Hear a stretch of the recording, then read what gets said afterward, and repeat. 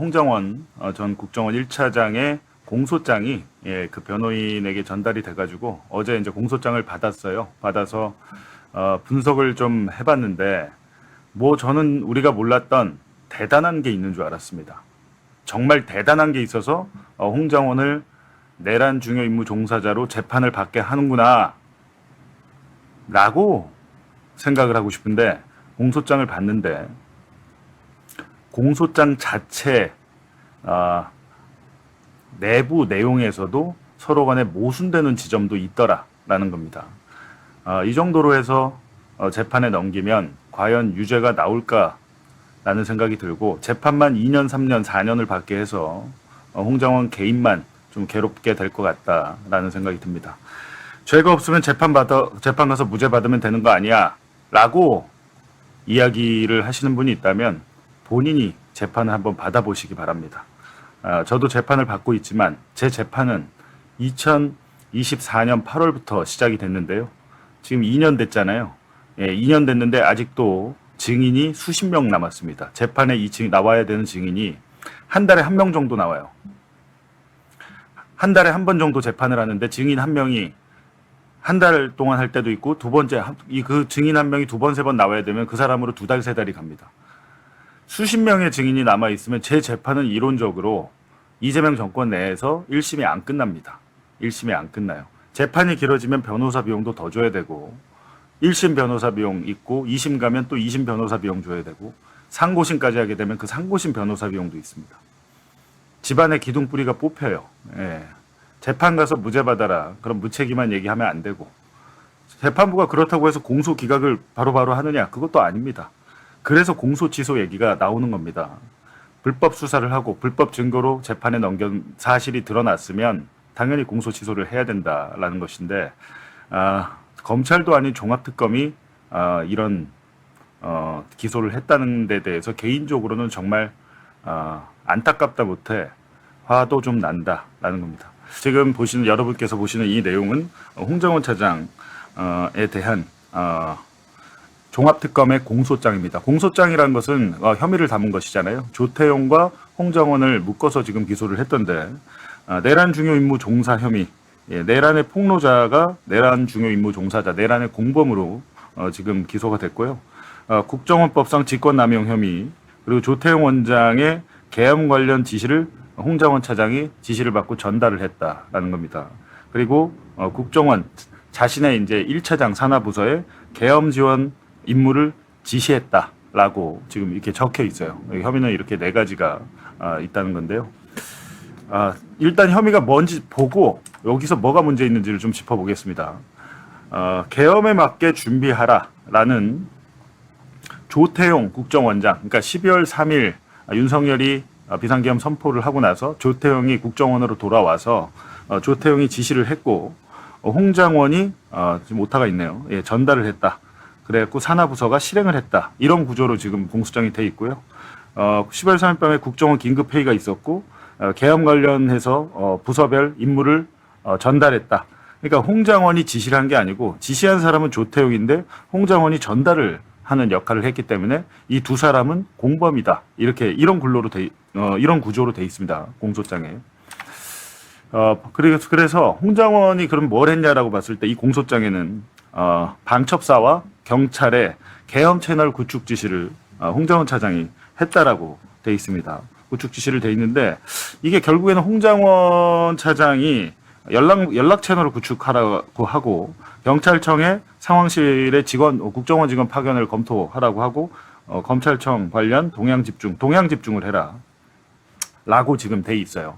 근데 이 모든 거에 대해서 홍 차장은 지금 부인을 하고 있죠. 부인을 하고 있고 그리고 여기에 더해서 이제 공소장에는 계엄에 대한 온라인 반응까지 댓글이나 SNS까지 수집해서 분석해라라고 돼 있어서 인터넷 댓글 동향 파악을 하고 SNS상 계엄 관련 여론 수집을 하고 공개 정보를 이용해서 국내 반응을 분석해서 가짜 뉴스와 허위 선동을 대응 검토하라는 지시까지 한 걸로 이렇게 지금 돼 있습니다. 돼 있는데 이거는 이제 특검의 주장이죠. 공소장 이런 건 이제 범죄 혐의를 담았지만 확정 판결이 나오기 전까지는 다툼이 있는 것이고 근데 여기에 이제 또 무슨 내용이 있냐면 방첩사 지원 문건까지 작성하게 했다. 연락망만 구축한 게 아니고 정보 수집을 하고 수사 지원, 방첩사의 수사 지원 검토까지 하게 했다는 건데 뭐 산하부서에서 실제로 계엄수행 문건 관련을 작성을 했나 봐요. 근데 홍 차장은 이건 조태용이 직접 지시한 것이지 내가 한 것이 아니다라고 이제 주장을 하고 있는 겁니다. 근데 뭔가 대단하게 많은 잘못을 한 것처럼 쭉 나열을 해놨는데 미국 정보기관 근데 이게 좀 특이한 게 CIA라고 안 쓰고 CIA잖아요. 우리 다 알고 있는데 공소장에는 CIA라고 안 썼습니다. 안 쓰고 미국 정보기관에도 계엄 이해를 요청했다는 거예요. 계엄 이해를 요청했다. 계엄의 배경 설명을 지시. 이거는 이제 김태효가 이 사안으로 김태효가 계엄의 정당성을 CIA 등 외국에 전파하라라는 지시를 해가지고 김태효가 이걸로 지금 구속 기소가 돼 있어요. 근데 홍정원이 김태효의 약간 공범처럼 돼 있는 것 같아요. 그래서 이제 미국 측의 긍정적인 반응 유도를 시도하고 했는데 상대 측이 전화를 받지 않아 접촉에 실패했다. 근데 그래서 그 다음 날 만나서 뭐 했다 그거잖아요. 근데 제가 보면 그렇다면 진짜 홍장원은 무슨 일을 했냐라고 다시 한번 우리가 살펴볼 필요가 있다. 이거는 공소장의 내용이 아닙니다. 이거는 제가 이제 구성을 한 내용인데 이날 이제 윤석열이 비상계엄 선포 전에 중요사항 내가 이따가 중요한 일이 있으니까 전화 딱 대기하고 있어. 당시에 홍정원 차장은 강남의 모처에서 누구를 만나고 있었나 봐요. 그러니까 홍정원 차장이 내란이 일어날 것, 비상계엄을 선포할 거라는 걸 몰랐던 거죠. 몰랐던 거고 대기하고 있어라고 하니까 국정원에 돌아가가지고 그 전화를 대기하고 있었는데 비상계엄 선포 직후 10시 53분에 윤석열이 전화를 해서 다 잡아들여. 목적어가 없습니다. 누구를 잡아들여라는 게 아니라 다 잡아들여 싹 다 정리하라. 그리고 여인영 방첩사를 도와라. 라고 하니까 이게 무슨 일인가 싶어가지고 여인영과 통화를 했죠. 통화를 하면서 여기서 이제 우리가 잘 알고 있는 정치인 체포 명단을 홍 전 차장이 메모를 하게 됩니다. 그래갖고 체포 명단을 확인한 뒤에 그러면 그거를 이행을 하려고 했다고 하면 전화를 받았잖아요. 그리고 조태용이 국정원에 돌아왔잖아요. 그러니까 정무직 회의란 게 있습니다. 국정원 고위직 회의죠. 1차장, 2차장, 3차장, 기조실장 뭐 이런 고위직들이 원장과 한 회의에서 체포 명단을 지금 여인영으로부터 받아 적었잖아요. 만약에 홍장원이 그 지시를 이행하려고 했다면 원장과 다른 차장들이 있는 자리에서 그 명단을 공유했어야 되죠. 그게 상식이죠. 근데 명단을 공유하지 않았고요. 명단을 공유하지 않았고 국정원 인력을 지원하라는 요구에도 불응했습니다. 일단 말을 하지 않았기 때문에 그 다음에 조태용 원장에게 혼자 독대를 하면서 윤석열이 이런 지시를 나한테 했다라고 하니까 조태용이 먼 산을 바라보면서 아무런 대답을 하지 않았다라는 것 아닙니까? 내일 아침에 보자 이렇게만 얘기를 했다는 거잖아요. 원장, 그러니까 조태용은 지금 보고받았다는 주장을 부인하고 있는데 이 부분에 대해서 우리가 요것만 봐도 적극적으로 체포를 뭐 하려고 하는데 없었잖아요. 계엄 해제가 되기 전이었잖아요. 이 시간이. 새벽 1시가 되기 전에 여인영을 뭐 도우려고 했다거나 그런 실행이 되지를 않았는데 이런 것들은 다 지금 가만히 안 돼 있고 이거를 나중에 이제 홍정원 차장이 12월 6일에 국회 정보위에 가가지고 체포 명단 그리고 윤석열의 체포 지시가 있었다는 것을 폭로하게 되죠. 우리가 당시에 홍정원이 국회 가서 이런 얘기를 안 했다면 우린 몰랐겠죠. 이 내용을 몰랐겠는데 폭로한 이유는 뭐겠습니까? 거기에 대해서 내가 불응하고 아무런 일을 하지 않았기 때문에 폭로를 한 것인데 이 같은 날 홍정원이 잘립니다. 잘려요.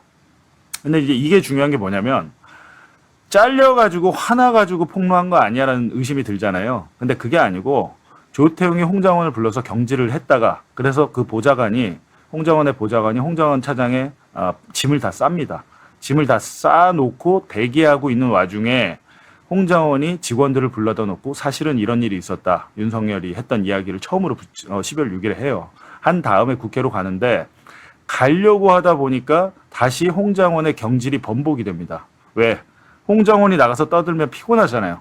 그러니까 홍정원을 잘랐다가 경질을 번복한 상황에서 그 번복 통보를 받은 상황에서 홍정원이 국회로 간 거예요. 이건 알려야 된다라고 해가지고 그래갖고 홍정원 차장은 내가 이 지시를 불응했기 때문에 잘린 거다라고 주장을 하고 있고 조태용은 정치적 중립 문제로 경질을 건의했다. 자기가 이제 윤석열한테 건의했다라고 하는데 하나 제가 이제 들은 얘기는 뭐냐면 제가 이제 듣거나 취재한 내용이 뭐냐면 조태용은 항상 홍정원을 견제를 무지무지하게 했대요. 왜?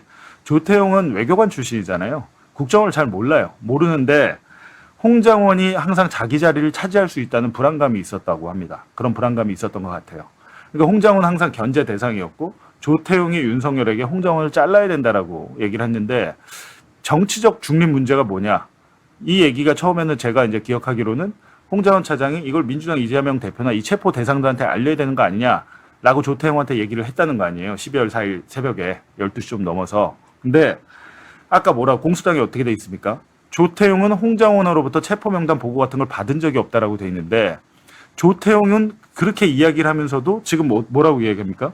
홍장원이 민주당 이재명 대표 등에게 이 체포 대상이라는 사실을 알려야 된다.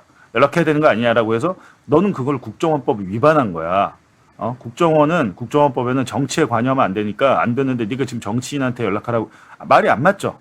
홍장원에게 보고를 안 받았다라고 하면서 동시에 네가 그런 얘기를 했기 때문에 국정원법 위반이라 정치적 중립 문제로 얘를 잘라야 된다라고 윤석열에게 건의를 했다. 그러니까 앞뒤가 안 맞는 상황이잖아요. 그냥 이렇게 봐도 제가 볼 때도 좀 안 맞는 상황인데 그래서 이제 경질된 홍장원이 국회에 가서 입을 열죠. 그래갖고 싹 다 정리하라 발언을 공개하고 나중에 이제 1월 20일 국회 청문회도 출석을 해서 그때 그 유명한 발언 있잖아요. 여기가 북한 보위부냐. 북한이 평양이 아니다. 평양에서는 그런 일이 일어날 수 있는데 내가 그걸 이행하지 않은 것은 그런 평양이 아니기 때문에 대한민국이기 때문에 하지 않은 것이다라고 얘기를 했고 체포 대상 명단을 국회 청문회 가서 증언을 하면서 우리 온 국민이 또 정확하게 듣게 됐고 현재 헌법재판소와 형사재판에도 같은 증언을 유지. 그러니까 참고인 신분으로 여기저기 불려다니면서 그러니까 윤석열이 파면되고 내란 재판, 내란이 종식되는데 많은 일들을 한 거죠. 예, 한 건데 이 내란의 폭로자를 지금 법정의 피고인으로 세우게 됐습니다. 예. 어쨌든 초반에 피의자로 다 입건이 됐지만 내란 특검에서는 이런 내란의 폭로, 그러니까 내란 종식에 기여했다는 것을 감안해서 기소를 하지 않았는데도 불구하고 이번 종합특검에서는 탈탈 먼지 털듯이 탈탈 털어가지고 그렇습니다. 저는 어떤 생각이 드냐면 종합특검에 만약에 그 공소장에 있는 내용이 다 맞다고 쳐요. 맞다고 쳐. 조태용이 지시를 했으니까. 홍정은 자기가 원장이 아니잖아요. 자기가 지시한 건 못하, 지시를 할 입장은 아니잖아요. 위치에 있지 않은데 만에 하나 조태용이 지시를 했고 홍장원이 그거를 부서장들한테 전달해서 하게 했다라고 쳐도 그 이후에 홍장원이 국회에 가서 윤석열의 체포 지시를 폭로했기 때문에 앞단에서 했던 일들은 뒤에서 홍장원이 내란 종식에 기여한 게 훨씬 더 크다. 따라서 내란 특검은 이런 것들을 감안해서 기여하지 않았던 건데 A부터 Z까지 다 트집을 잡아가지고 지금 기소를 했다라고 저는 생각을 하는 겁니다. 같은 논리라면 이 얘기는 잠깐 제가 하고 가야겠네요. 어떤 게 있냐면요. 여러분 어디서 한번 다 들어보셨겠지만 내란 특검은 내란의 종료 시각을 12월 4일 새벽으로 봅니다. 12월 4일. 근데 종합특검은 내란의 종료 시각을 12월 14일로 봐요. 10일에 간극이 있어요. 예, 간극이 있는데 이 10일의 간극이 뭘 의미하냐. 12월 14일은 뭐냐면 윤석열에 대한 탄핵안이 2차로 두 번째로 해서 가결이 되잖아요. 굉장히 어렵게 그때 탄핵안 가결이 됐습니다. 탄핵안이 가결이 되면서 직무정지가 됐다. 윤석열의 직무정지가 된 때를 내란의 종식으로 본 거예요. 근데 그렇다면 특검의 논리에서 제가 이제 문제 삼는 부분은 이거죠. 지금 홍장원이 했던 일들은 대부분 내란 특검의 그 기준에 따르면 12월 4일 한 4시경 비상계엄 해제 의결안이 국무회의를 통과하면서 끝났다라고 봤기 때문에 홍장원이 했던 것은 그 뒷단에 한 행위들은 내란이 될 수 없어요. 내란이 끝났으니까. 근데 이거를 12월 14일까지 연장을 하면서 윤석열의 직무정지까지 하게 되면서 10일이 더 추가가 됐잖아요. 이렇게 하면서 KTV 원장이나 이런 사람들을 다 기소를 했는데 제가 이런 어떤 문제를 삼고 싶냐면 그렇다면 한동훈에 대해서는 왜 기소하지 않았냐는 거죠. 한동훈이 무슨 일을 했죠? 제가 매봉쇼에서 많은 일들 말씀드렸잖아요. 12월 4일에 당정대 회의 해가지고 윤석열 절대 파면되면 안 돼. 윤석이 우리가 지켜야 돼. 내란을 옹호하고 정당화하는 논리를 당정대 회의에서 만들었고 한동훈은 이후에도 윤석열을 만나죠. 대통령실 가서 한덕수와 함께. 그리고 12월 8일에는 어떤 일을 합니까? 12월 8일에는 한덕수와 함께 공동 기자회견을 열어서 뭐라고 합니까? 국민의힘과 정부가 공동 통치하겠다고 발언을 하잖아요. 이게 위헌이죠. 우리 헌법에 공동 통치라는 게 어디 있습니까? 한동훈과 뭐 예를 들면 정진석 비서실장이나 이때 당시 당정대 회의에 갔던 뭐 나경원이나 김기현이나 이런 사람들은 수사를 아예 안 했어요. 12월 14일에 내란이 끝났다면서요. 그러면 그 전에 윤석열의 파면을 막고 어떻게든 윤석열이 탄핵되는 것을 막기 위해서 한동훈 국민의힘 대표가 했던 일들, 이거 내란 아닌가요? 제가 볼 땐 그게 훨씬 더 내란이고, 공동담화 발표하기 전날 12월 7일에는 1차 탄핵안이 국회에서 본회의에 상정이 되는데, 당시에 한동훈이가 당론으로 투표하지 말라라고 해가지고 1차 탄핵안이 부결됩니다. 이거는 내란의 종식을 막은 거잖아요. 근데 특검의 논리라고 치면 한동훈을 수사해서 기소를 했어야 되는데, 한동훈은 참고인 신분으로 해놓고 2번 불렀다가 안 나오니까 우리 곧 종료되는데 이제 그만 부르겠습니다. 안 하겠습니다. 이렇게 된 거예요, 지금. 제가 하는 말은 뭐냐면, 아니 왜 똑같은 잣대로 형평성 있게 하지 않느냐라는 이야기, 비판을 받을 수밖에 없는 겁니다, 이거는. 제가 뭐 홍장원 차장과 개인적으로 얼마 전에 그 뉴스공장 나올 때 처음 봤습니다. 제가 이분을 잘 알지도 못하고, 제가 지금 그냥 기자로서 봤을 때 있었던 일들에 대해서 봐도 이거는 공평하지 못하다. 뭔가 이게 사심이 들어있고 좀 악의적이다라는 생각이 듭니다, 이게. 그리고 조성현 대령 같은 경우에는 그러면 대통령이 만나서 훈장수여까지 했는데, 그 사람을 지금 내란 중요 임무 종사로 기소를 해놨는데, 그럼 내란범한테 훈장을 준 게 되잖아요. 그럼 내란범한테 훈장을 준 이유는 뭘까? 그런 것도 다 수사 대상 아닌가요? 내란범에게 훈장을 수여하는데 관계된 사람들도 다 잡아들여야 되는 거죠. 다 수사를 하고. 앞뒤가 안 맞는 일들을 하고 있다. 홍장원이나 조성현이나 뭐 강호필 지작사령관이나 이런 사람들이 내란의 종식과 여러 가지 수사 단계에서 협조하고 이런 것들이 있잖아요. 근데 그런 것들을 싸그리 다 무시하고, 본인들이 봤을 때, 제가 볼 때는 이번에 이제 기소한 사람 중에 가장 유명하고 국민적인 지지를 많이 받는 사람이 홍장원이겠죠. 근데 이런 사람들까지 싸잡아서 김태효와 함께 묶어가지고 하는 게 맞냐라는 건데, 여기서 끝이 아닙니다. 예, 여기서 끝이 아니고, 이 공소장에 심각한 문제들이 좀 있어요. 공소장에는 모순이 있으면 안 됩니다. 요즘은 재판을 할 때 판사가 공소장에 문제가 있으면 공소장 변경을 하라고 계속 얘기를 합니다. 예, 수정해 오라고. 성명 명령이라고 해요. 성명 명령. 야, 니네 공소장 이거 이상한데? 야, 혐의 사실이 정확히 특정이 안 되잖아. 이상한데라고 보정을 하라고 계속해서 판사가 얘기하는데, 아마 이 홍장원 공소장도 그렇게 될 가능성이 있는 게, 공소장 안에서 앞뒤가 안 맞는 내용들이 좀 있습니다. 앞뒤가 안 맞는 내용들이 있어서 그 부분 한번 볼 텐데요. 그래서 저는 이게 이제 약간 왜 이렇게까지 하느라는 의심까지 드는 마당에 보복 논란이 좀 있죠. 폭로자를 지금 내란의 가담자로 만들었고, 근데 CIA의 그 유명한, 우리가 맨날 들었잖아요. 보도에서 뭐 JTBC가 뭐 단독 보도랍시고 막 하면서, 지금 우리가 특검할 때 나오는 단독 보도는 다 특검 안에서 알려주는 겁니다. 보도하라고. 예, 취재해서 뭐 그런 게 아니고 그걸 돌아가면서 알려줘요. 이 매체는 이거 주고 저 매체는 저거 주고 나눠먹기식으로. 예, 나눠먹기식으로 그렇게 우리의 보도 행태입니다. 윤석열이, 한동훈이가 그걸 잘했어요. 박근혜, 최순실 국정농단 때 특종 많이 했던 뭐 JTBC나 뭐 MBC나 이런 데들 보면 흘려주는 거 받아먹는 거죠. 흘려주는 거 받아먹는 건데, 거의 검증을 잘 안 하고 그냥 그대로 갖다 쓰는데, 공소장 22쪽에 정보기관의 계엄의 배경을 설명하라라는 지시가 있었는데, 이걸 공소장 22쪽에서는 조태용과 홍정원의 공동 범행으로 적어놓고, 그 다음 장에 홍정원의 개인 범행에서는 이 미국 정보기관 CIA 관련은 뺍니다. 앞장에서는 조태훈과 홍정원이 공동 정범이다. CIA에 계엄 설명한 게. 근데 홍정원의 개인 범행에선 이게 빠져 있어요. 부실하잖아요. 부실 공소장. 공동 범행에는 있는데 왜 개인 범행에서 빠져요? 개인 범행에도 당연히 이게 들어가 있어야지. 공소장이 지금 이런 문제가 있는 겁니다, 지금.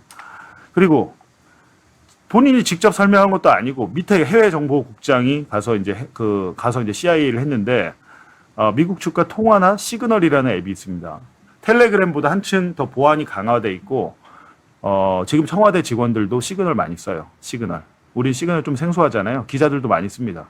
시그널이 한층 보안이 많이 강화된 그러니까 앱이에요. 애플리케이션, SNS 앱이에요. 근데 홍정원이 미국 정보기관을 직접 한 것도 아니고 홍정원 차장은 나는 이거를 조태웅 원장이 직접 국장에게 지시한 것이다라고 주장을 하고 있는데 공동 범행을 하려면 뭔가 홍정원이 이 CIA의 계엄 정당화를 설명하는 과정에 뭔가 직접적인 행동들이 있어야 돼요. 근데 해외정보국장의 진술서에는 우리가 CIA한테 이렇게 보고를 하려고 합니다라고 하니까 그걸 제대로 보지도 않고 홍정원 차장은 창밖을 바라보면서 그렇게 하세요라고 한마디 했다는 거예요.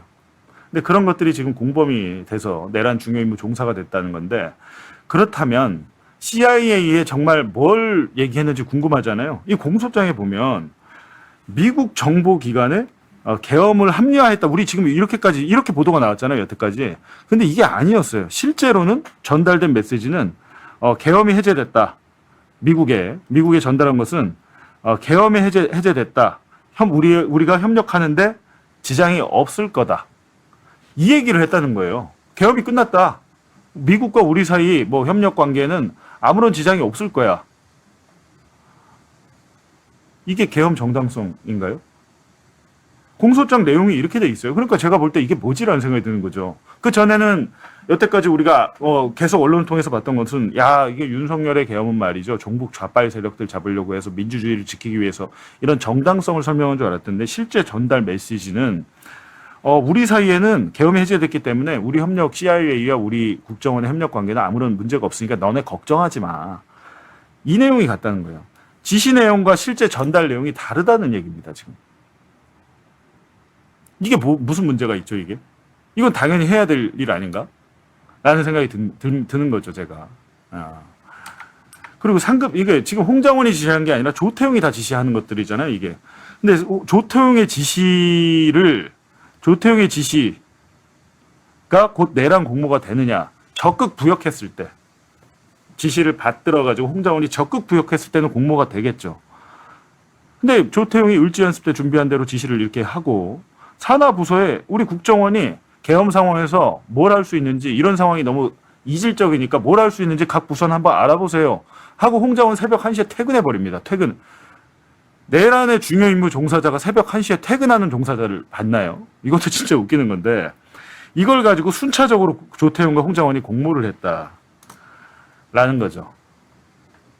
아마 지금 종합특검은 그 류혁 감찰관 있잖아요. 법무부에. 박성재 장관이 간부회의를 열었을 때 류혁은 그 자리를 박차고 나갔죠. 사직서를 내고. 왜 그렇게 못했느냐라고 지금 하는 것 같습니다. 류혁 같은 사람도 있지만 홍정원이 훨씬 더 중요한 역할을 하지 않았나요? 거기서. 그 내부에서 은밀한 체포 명단까지 다 폭로를 하면서. 근데 이걸 가지고 너는 왜 100% 완벽하게 순결하지 못했니? 그러니까 너는 내란 중요 임무 그러니까 윤석열, 조태웅의 공범이야 라는 겁니다. 이게 법원에 가서 무죄 받으라고 하기에는 이 혐의 자체가 너무 별게 없잖아요. 예, 별게 없고 충분히 특검법 안에는 플리바게닝, 형량 거래를 할 수 있게끔 조항이 들어가 있어요. 이런 거 하라고. 이런 걸 감안하라고. 정무적으로. 지금 홍정원을 이렇게 흔들어서 내란의 공범을 만들어놨기 때문에 제가 지금 오늘 우리 매불쇼에서 예언을 하겠습니다. 윤석열 지금 2심, 내란 재판 2심, 1심에서 무기징역 나온, 지규현이 무기징역 했던 내란 2심 재판에서 홍장원을 증인 채택을 주장할 겁니다. 윤석열 측에서. 그리고 홍장원을 법정에 세우고 너도 내란에 부역한 가담자잖아. 근데 어떻게 이런 사람이 법정에서 말한 증언을 증거로 채택할 수 있죠? 이 사람의 말은 증거 능력이 없습니다. 라고 김계리 등 윤석열 측 변호인들이 홍정원을 증언대에 놓고 신문할 겁니다. 괴롭히면서 망신주기를 하면서 그런 일이 벌어질 거예요. 제가 가장 걱정했던 부분, 윤석열의 2심 내란 재판 2심에도 굉장히 큰 영향을 미치게 됐다. 이런 생각은 안 합니까? 네? 한동훈은 왜 수사 안 하고 참고인으로 만들어 놓고 그냥 봐주고, 이러니까 종합특검이 도대체 뭘 했냐, 세금 아깝다라는 이야기가 나오는 거겠죠. 제가 뭐 김태호 구속 기소 시키고 감사원 유병호 사무총장 뭐 구속 기소 시키고 그런 거 잘했어요. 관저 이전 관련해서 많은 거 밝혔는데, 해야 될 일은 당연히 하는 것이고 중요한 것은 하지 말아야 될 일을 했다는 거죠.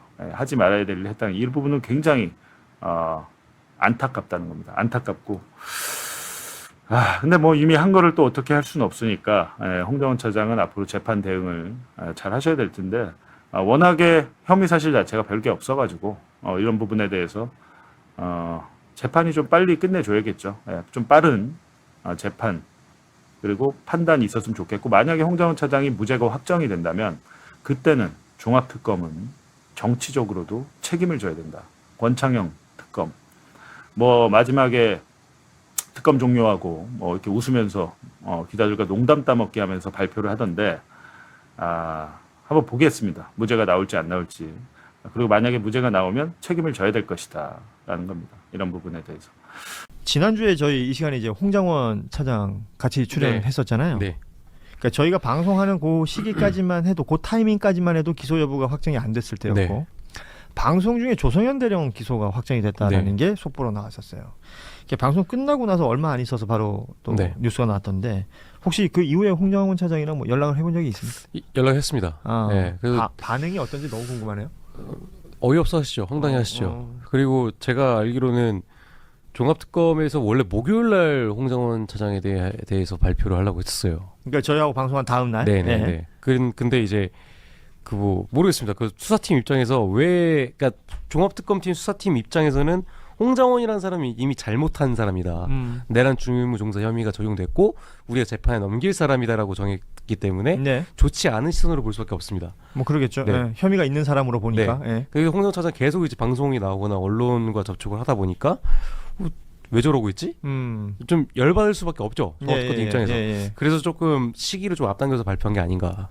그래서 제가 그날도 홍정원 차장이랑 같이 출연했던 김익현 변호사한테 제일 처음에 물어본 게 그거였어요. 저희 방송 오시기 전에도 다른 방송을 하고 있었기 때문에 지금 어찌됐건 수사를 받는 상황이고 기소 여부가 이제 결정이 되는 타이밍에 이렇게 방송하는 게 유리할까라는 질문을 했었고, 거기에 대한 답은 그럼에도 불구하고 알려야 될 내용들이 있다라는 거였거든요.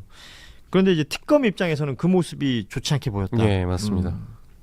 뭐 그럴 수도 있겠습니다만, 이게 결국은 권창혁 특검이 마지막 브리핑에서 했던 얘기 중에 수사기관은 이러이러한 내용으로 수사를 하는 것이고, 그걸 다투어서 뭐 법정에서 다투게 될 것이고 판단은 법원에서 하는 것이다라는 얘기를 했거든요. 이 부분에 대해서는 어떻게 생각하세요? 일단 내란 특검 팀에서 굉장히 기분 나빠합니다. 어쨌든 그 종합특검 팀의 수사기간 종료일 그 다음날 브리핑 하는 날까지 이제 내란 특검 팀하고 갈등이 계속 있었어요. 협조 공문도 보내고 그렇게 하면 안 된다. 왜 우리가 판단한 내용을 다 뒤집냐, 이런 논조의 이제 협조문이었거든요. 근데 어쨌든 대표적인 내란 특검 팀에서 짚은 인물은 조성현 대령과 홍정원 차장입니다. 공이 있고 아무리 사가 있다고 하더라도 공이 결정적으로 크고, 그 다음에 이미 우리가 다 수사했던 내용들인데 그 판단을 법리 해석을 바꿔가지고 적용한다는 것 자체가 지금 공소가 유지가 되고 있는 다른 타 재판에도 적지 않은 영향을 미치기 때문에 수밖에 없죠. 내란 특검 팀 입장에서도 부담일 수밖에 없죠. 네, 그러니까 사실 종합특검 팀이 판단은 법원에서 하는 거다라는 거는 본인들이 책임을 지지 않겠다는 거예요. 어떻게 보면. 그 내용이 조금 뭐랄까요? 그럴 거면 특검이 애시당초 필요했었을까라는 생각도 드는 거예요. 그러니까